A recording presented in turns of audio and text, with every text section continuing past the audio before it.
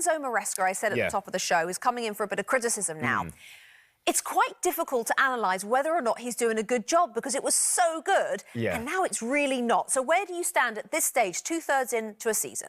Well, it's really interesting, and it's like the Enzo Maresca derby today, Chelsea versus Leicester City, and you'll have three sides of the stadium full of Chelsea's fans and one side full of Leicester fans, and it'll be a stadium who won't know how good this manager is.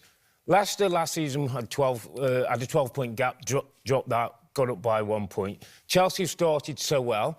They're fifth in the Premier League. They're only 1 point behind Manchester United, but we're still asking questions about this guy. And I suppose the reason why, Bex, is, for me, tactically, I think he's smart, sometimes a little inflexible, and that's what I think has happened to his team. Some teams might have worked him out.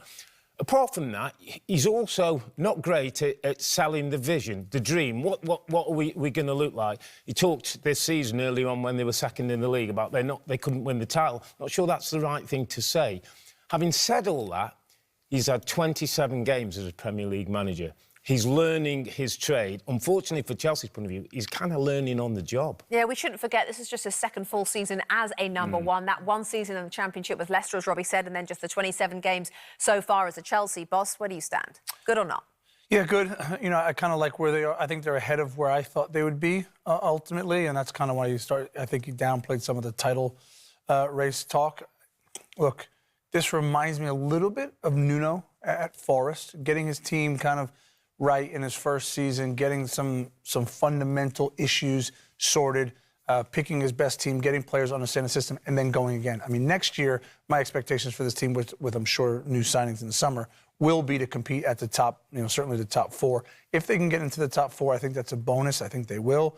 They're playing well enough, and if they get a win today, which I would suspect they do, then they leapfrog Manchester City. And it's just a reminder, it could be the top five as well, qualification for the Champions League by the end of the season. The team news has been running across the bottom of your screen. We'll bring you the full formations shortly. But I just want to talk to you about trying to find his best team, because the goalkeeping positions today has gone back to Robert Sanchez, Tim. So Sanchez, who was told he was the number one, and Maresca made that very clear, started the 21 of the first 23. Then he dropped him and gave it to Jorgensen for 4 straight games. And today it's back to Robert Sanchez. So what's that situation all about? It's a disaster. It's an absolute disaster. Players see right through that. This happened to me at Manchester United. Sir Alex Ferguson dropped me and brought Roy Carroll in. I made a mistake. Roy then made a mistake, brought me back in, and it flip-flopped the entire season.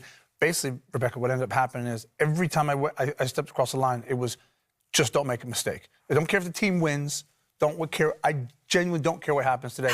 Don't make a mistake. And by the way, you know what happens? You make more mistakes doing that. And so this is a problem. They need another goalkeeper. Both of these goalkeepers aren't good enough to compete at the top end of the table. They need to go to Liverpool, go get Kelleher. He's the best second goalkeeper in the league, and he'll be brilliant for them. But doesn't that situation as well, when you flip-flop, always get no goalkeeper that thinks they're number one, and no goalkeeper has the confidence? So you've got two unconfident goalkeepers. That's it. Sort of flick a coin which one's going to play. And that's the problem. That's the problem that so many managers don't get right. They think if I challenge my goalkeeper by changing him, that's going to motivate him. The greatest motivation for me was when a manager said, "You're my number one. Work through whatever issues you have, but you're my number one." Wow. Hi, I'm Rebecca Lowe, and as we head towards the end of an exciting Premier League season, make sure you like and subscribe on the NBC Sports YouTube channel for more content like this.